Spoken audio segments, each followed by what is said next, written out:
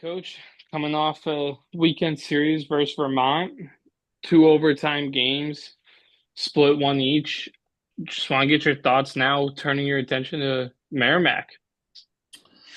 Yeah, it was a interesting weekend. I thought we actually probably played better on Saturday than maybe we did on Sunday. But the one thing Sunday that I was extremely happy about with our team was how resilient we were, and we kept taking one shot after another, and especially that gut punch with zero point 0.3 seconds left. I thought we had the game won, and then having to kill a penalty in overtime and find a way to win it. I was proud of the guys' resilience in that game. And then moving to Merrimack, it's always a tough game for us against Merrimack. It's I know for a while there, I think we tied 4 or 5 times in a row when at one point. It's just a really, they play. Scott always has that team playing extremely hard, playing in that building. The game happens extremely quick. And they're physical. They skate well. Just watching some of the clips of, I watched some of their game against Lowell at Merrimack, and they make some plays off the rush. So there's a lot of things that we're going to have to prepare for that team coming into Friday night. All right. You guys can open Go it up ahead, with your Dan. questions. Dan, you can bat lead off. All righty. I was listening to Gino talk last night, and he was a big fan of Kai, and just the spark he brings on the blue line. So, what have you seen from him this season, and how has he developed over the first month of the season or so? Geez, I like the fact that Gino is now commenting on our club. No, he's great. I think he brings such a dynamic offensive presence to our blue line. I think both he and Trey Scott do. He brings energy, and that energy that you see in the games, he brings to practice as well. He's a hockey nerd. He wants to constantly get better. He's down here in the mornings working on his game. And like I said, offensively, he's the type of guy that can roll down the wall. He can make things happen. And I think it's important. He plays a little bit like an Andrew Lucas type offensive game. And I think to be in today's college hockey, if you're going to be really good and you want to score goals, at times you need to be positionless in the offensive zone. And forwards are going to have to cover for defensemen, and defensemen are going to have to roll into the offensive play. So that's something that we've really been working on as a club. Yeah, I was gonna say, you guys, it seems like the defensemen have a little bit more freedom to step up or get deep this season. Is that a change from years past, or is that just a kind of you're progressing with the rest of the game? Well, we've done it in the past, but I don't think we've emphasized it as much as we have this year. I felt at times, looking over the summer, I felt at times our offense was, our OZP was stagnant, and we were too predictable last year.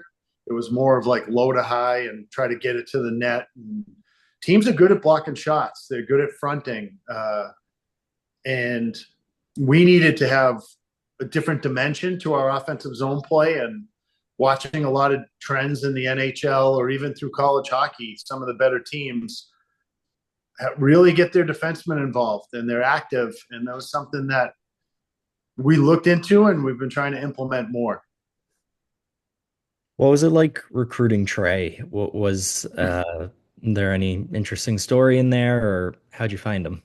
It was pretty much all Tyler Helton. And he sold him on me because I didn't know of him as a player.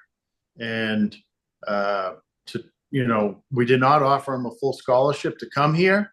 And, he took our offer that we did give him. And I'm glad he did, because he's turned into, a heck of a player. I certainly wasn't expecting the contributions he's bringing to our team in the beginning of the year.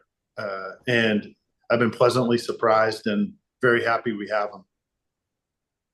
How important is it to just get those under the radar pickups to fill out the roster? It's nice to get the high draft picks and the beating the conference mates to different players, but um, is it still just as valuable to get those, for lack of a better tier or word, just like lower tier guys relative to how everyone else views them? Well, again, I got to give Tyler a lot of credit because he saw things in him that a lot of other people didn't.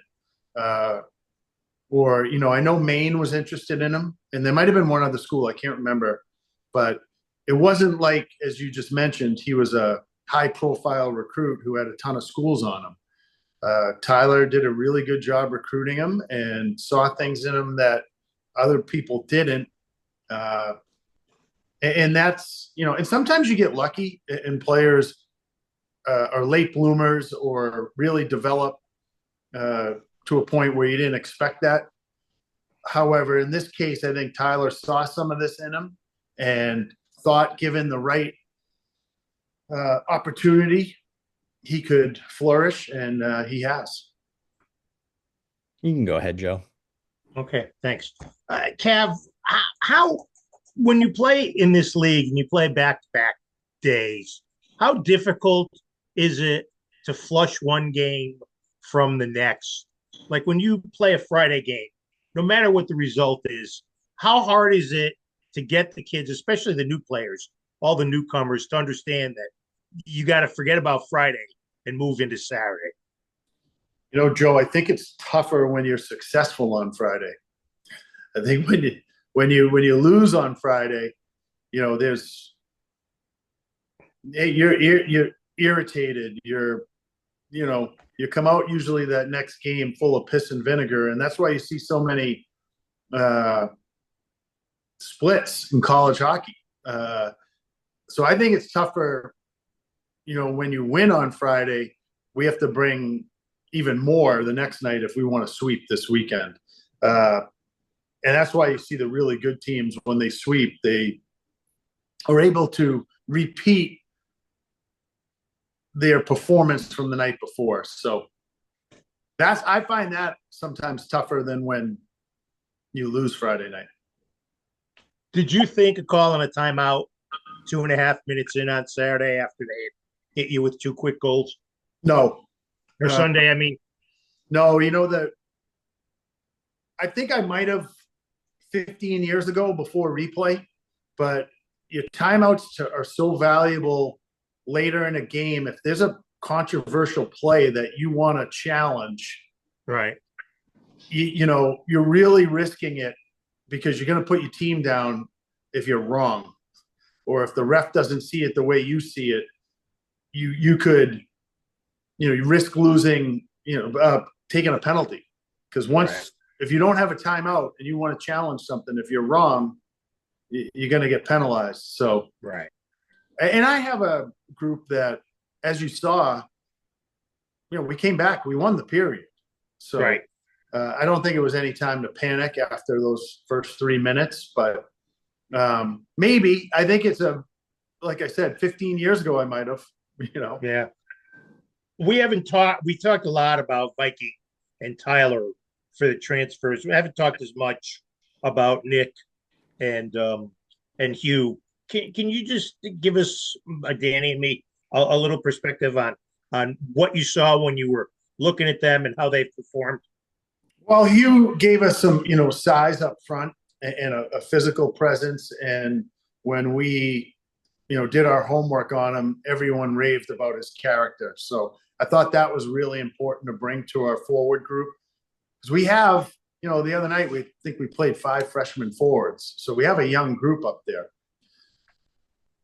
With Nick, we lost 3 defensemen that played a lot of minutes last year. And yeah, we were bringing in Kai, and I alluded to earlier, we were bringing in Trey Scott, but I wasn't necessarily expecting him to make the contributions that he has to this point. So we felt we needed some experience on defense. And that's why we all along had planned to go into the transfer portal. And again, Nick was a kid. We've had some success with Ivy kids because they don't have the option to go back to their school. Right. And Nick was a kid that was another high character kid. I had watched him play. What was funny, when we played Harvard last year, they played Princeton the night before. So I was watching the game, and I had noticed him in that game. And I had talked to Tyler about him at that time. And, we did some homework on him, and he was friendly with John Spetz, which I didn't know either at the time. They're both from New Jersey, and it was just a good fit. We talked a lot before the season about guys who are older now who had to step up, guys like Tattle and Frazier and Heaslip. How have you been pleased with their offensive development? I think all of them have been outstanding. Really, they've all taken a jump, and that's what you want from your upperclassmen. Ryan Tattle and Tristan Frazier were arguably our two best forwards, on Sunday, along with Ethan Gardula on that line. They played really well, but Tattle and Frazier were out there for the game-winning goal on 4-on-4. They've really both taken a step. They bring so much energy to our practice. Tristan's protecting pucks as well as anybody. Ryan now, both of them have worked their way into the penalty kill rotation. Ryan may get some power play opportunities. They're really become great leaders for our team. Danny? Sure, I got a few more. I was just looking through the schedule, and the results that you've dropped or haven't gotten the full points on, a lot of them have been in the first game of the weekend. Is there anything to the way you've started weekends, or is that just product of a small sample size right now? I don't think so. I think if you look at the UMass game, we're 17 seconds away from winning that game. We played a pretty good road game, and you were there last Saturday. We played pretty well last Saturday. We just didn't score. But I was pretty happy with the performance we had on Saturday. So I don't think it was a case, Dan, of us not coming out and being ready to play. If that was the case, I'd be concerned. But, sometimes that just happens. Then you a lot of times say that coming into a season, if you've got a lot of young guys, that you're not going to have to count on them necessarily on the special teams. That's what you've got the older guys for. But your top power play unit in terms of goals scored has 3 freshmen on it. So what is it about those 3 kids that you think made them a good fit for the power play unit, and why it's been successful? Well, Tyler's running our power play, and I'm kind of leaving a lot of those personnel decisions up to him. I have some input, but one of the things, and I was talking about this the other night on the radio show, it used to be, let the freshmen feel their way in for the first half of the season. The second half, hey, now you have to step up and you're no longer a freshman. I feel like because so many kids are playing 1 or 2 years of junior, I mean, if you play 2 years of junior, that's 120 games. It's not coming out of high school anymore where you've played 25 games and now you're going into a 34-game Hockey East schedule. Like, these guys have played a lot of games against, and that's a really, really good league. So I feel like the players are coming in more prepared than they have in the past. And, you really don't wait. That old adage of waiting till Christmas to let them get their legs underneath them doesn't really apply anymore.